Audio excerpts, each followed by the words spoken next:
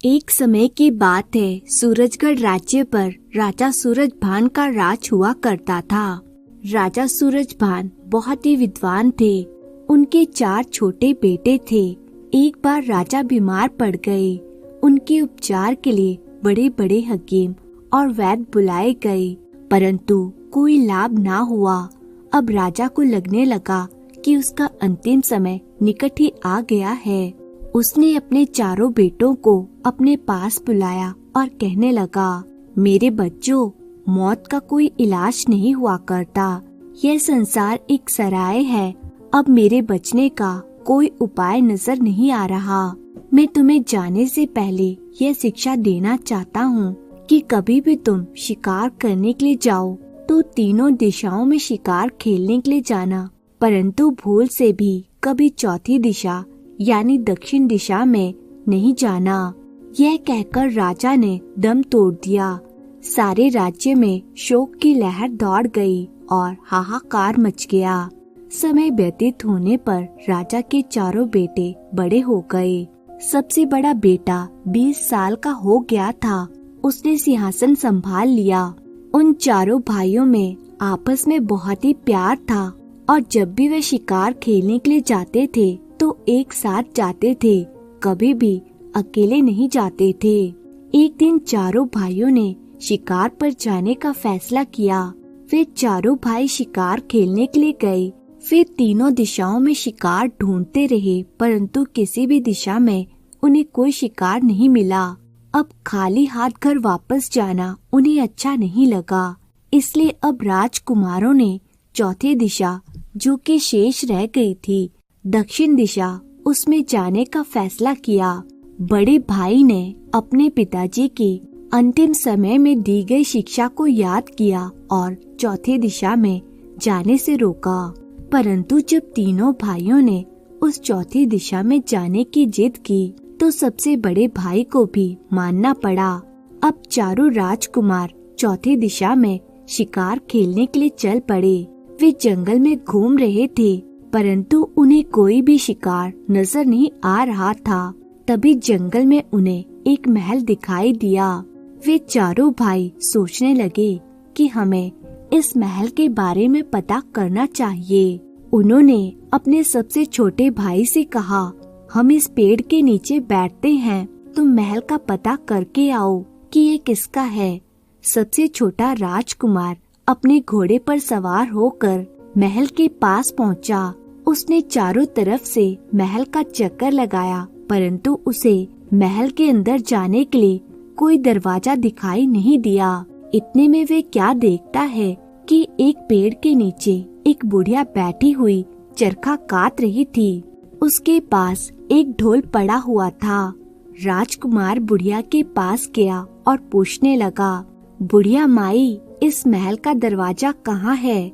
माई ने बड़ी ही विनम्रता से जवाब दिया, बेटा, ये ढोल जो यहाँ पर पड़ा हुआ है, इस ढोल को बचाओ तो तुम्हें सब पता चल जाएगा।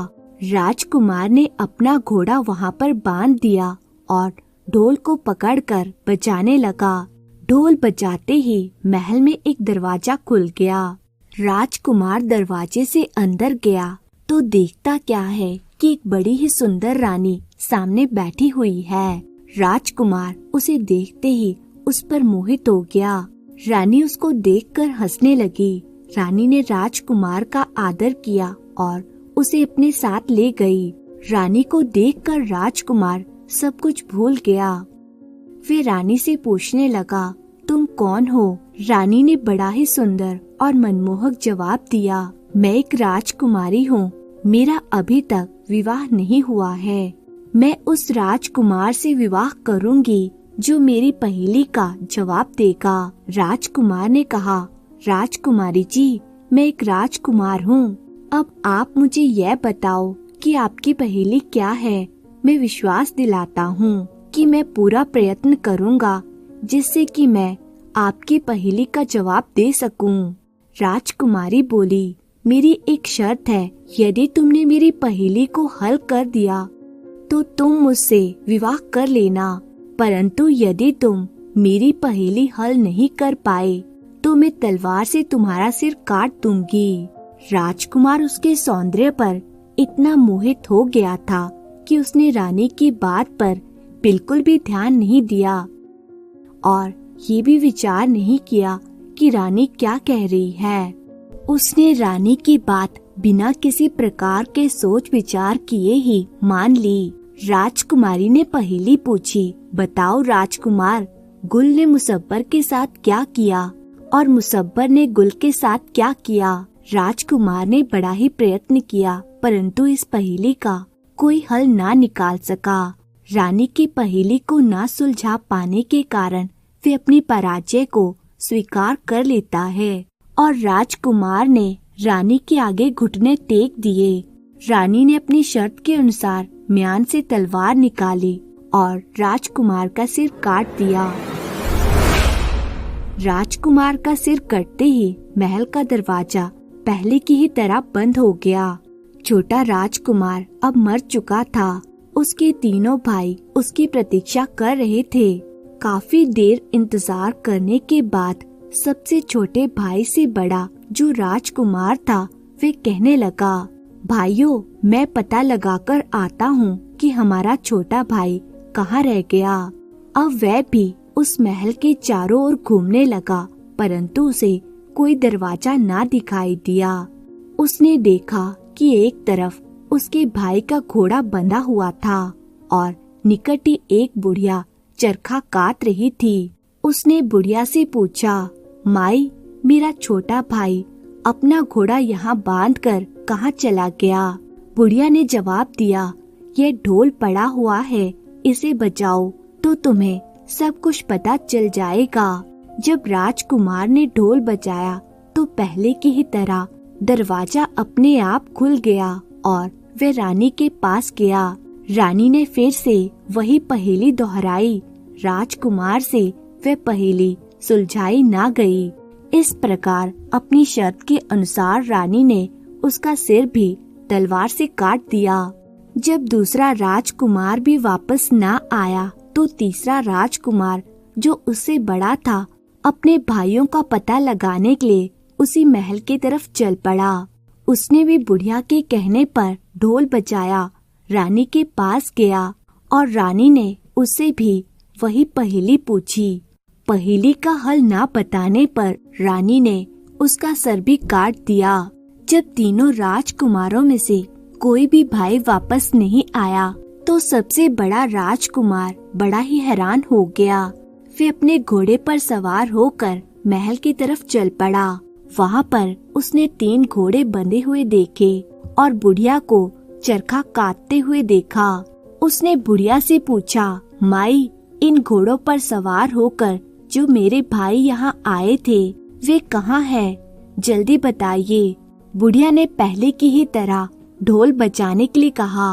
राजकुमार ने ढोल नहीं बजाया और मन ही मन सोचने लगा, जरूर यह कोई धोखा है।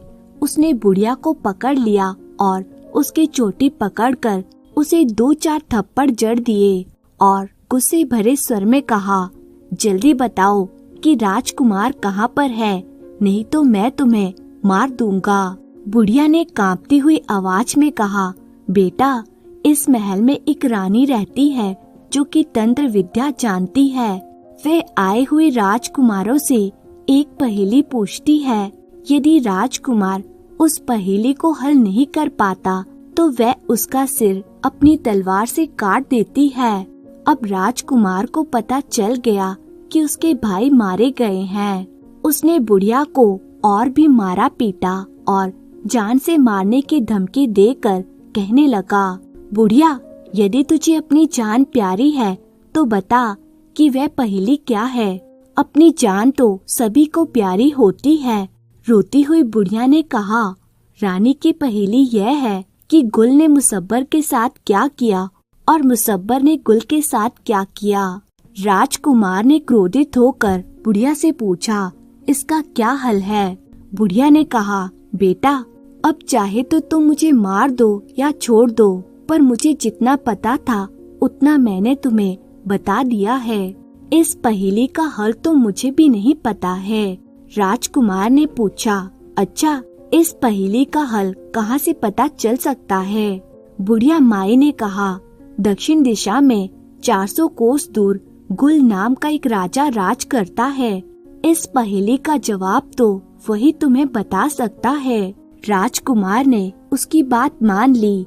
उसने अपने भाइयों के घोड़ों को जंगलों में चरने के लिए छोड़ दिया और अपने घोड़े पर सवार होकर गुल नाम के उस राजा के शहर में चल पड़ा।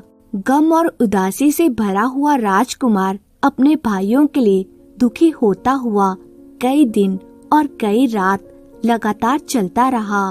एक दिन थक कर राजकुमार आराम करने के लिए एक पेड़ के नीचे लेट गया और उसने अपने घोड़े को चरने के लिए छोड़ दिया। बहुत दिनों से वह सोया नहीं था, इसलिए लेटते ही उसे नींद आ गई। थोड़ी देर के बाद उसे चिड़ियों के चींची करने की आवाज सुनाई दी। जब उसे चींची की आवाज सुनाई दी तो राजकुमार की आंख खुल गई। राजकुमार हड़बड़ाकर उठ बैठा तो क्या देखता है कि एक सांप पेड़ पर चढ़ा हुआ है और पेड़ पर हंस और हंसनी के बच्चों को खाने की कोशिश कर रहा है। वे बच्चे अपनी जान बचाने के लिए चीं-चीं कर रहे थे। राजकुमार ने तुरंत ही म्यान से तलवार निकाली और सांप के टुकड़े टुकड़े कर दिए। फिर वे वापस सो गया। जब हंस और हंसनी बच्चों के लिए दाना लेकर वापस आए तो बच्चों ने खाना नहीं खाया। हंस और हंसनी ने पूछा, बच्चों तुम दाना क्यों नहीं खा रहे हो? बच्चों ने कहा, पहले तुम पेड़ के नीचे सो रहे उस अतिथि को खाना खिलाओ जिसने सांप को मारकर हमारी जान बचाई है।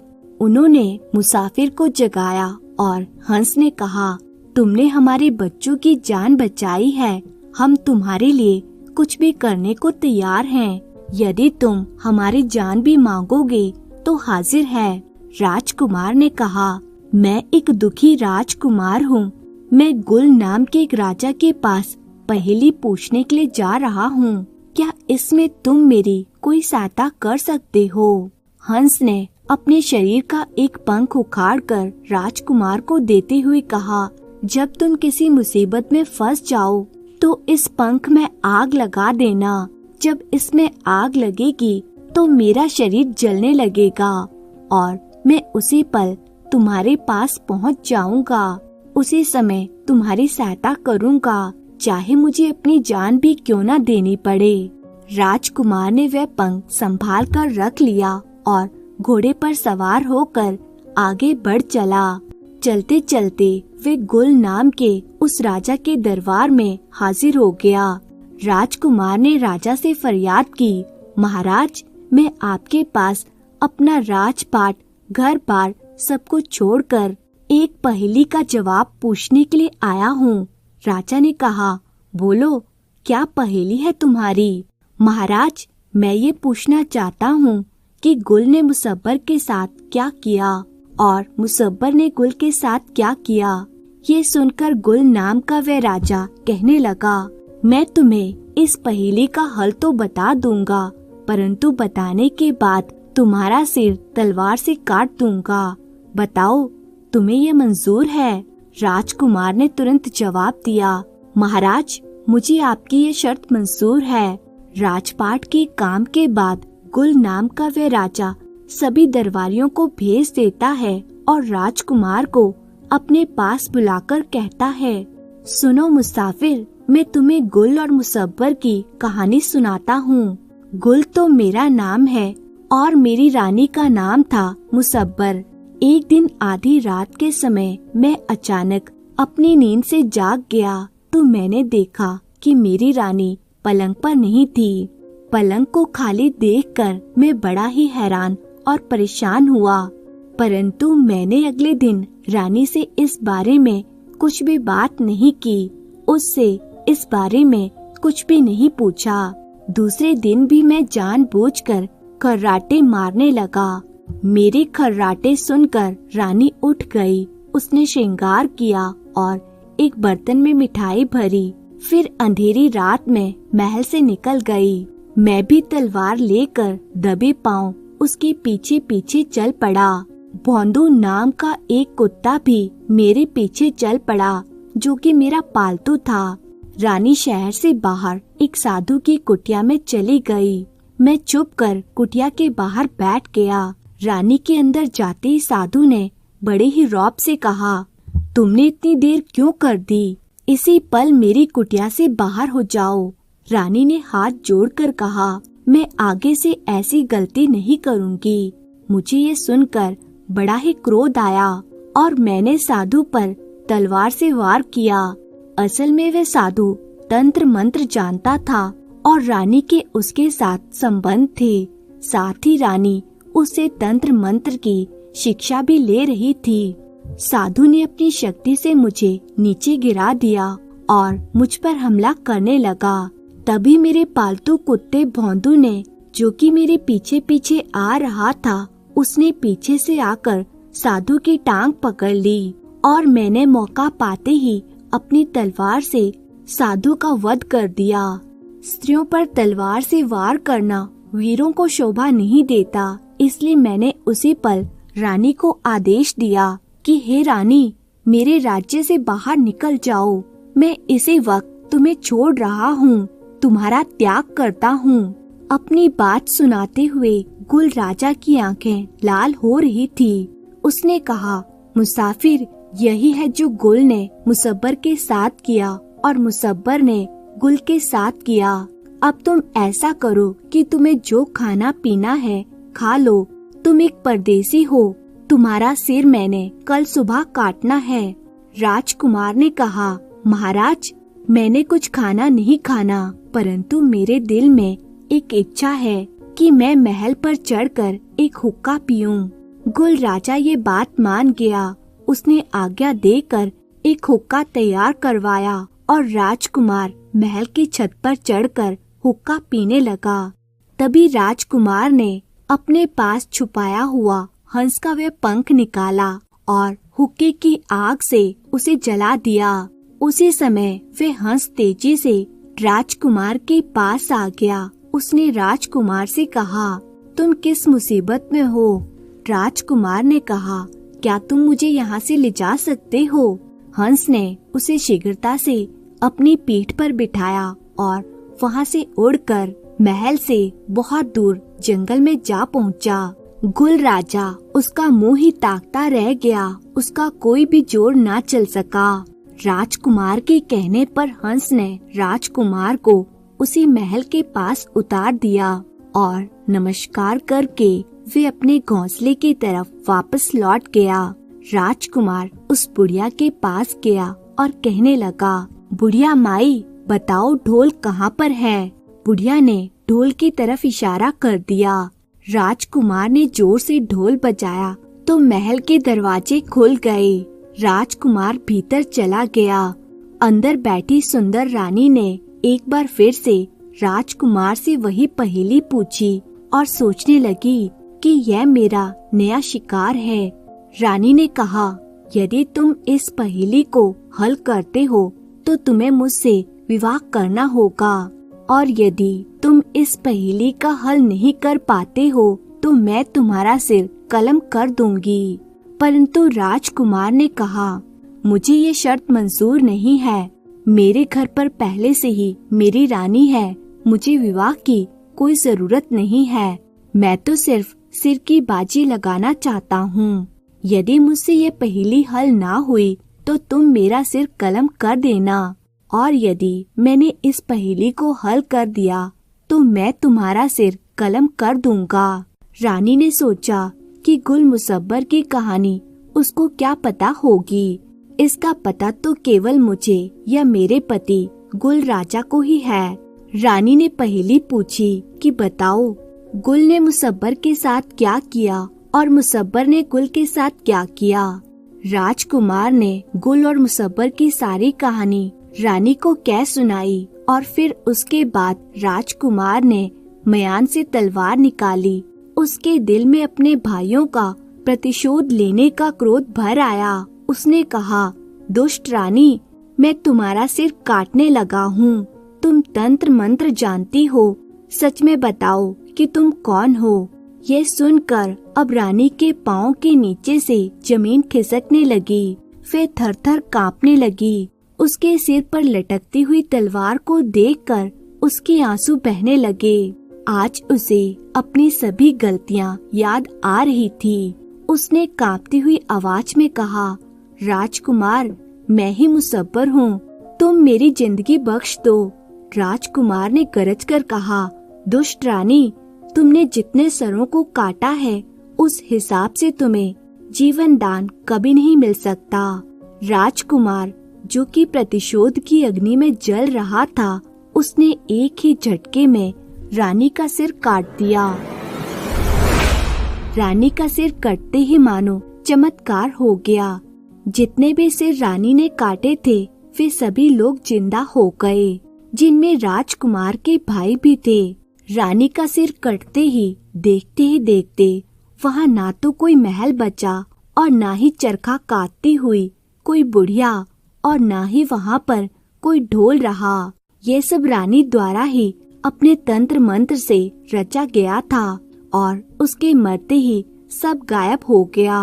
अब राजकुमार अपने भाइयों को लेकर अपने देश खुशी खुशी वापस लौट गया। कहानी यही समाप्त होती है दोस्तों। उम्मीद है आपको पसंद आई होगी। कहानी अगर आपको पसंद आई है तो इसे लाइक जरूर कीजिए और ऐसी कहानियाँ देखने के लिए चैनल को सब्सक्राइब कर लीजिए। धन्यवाद।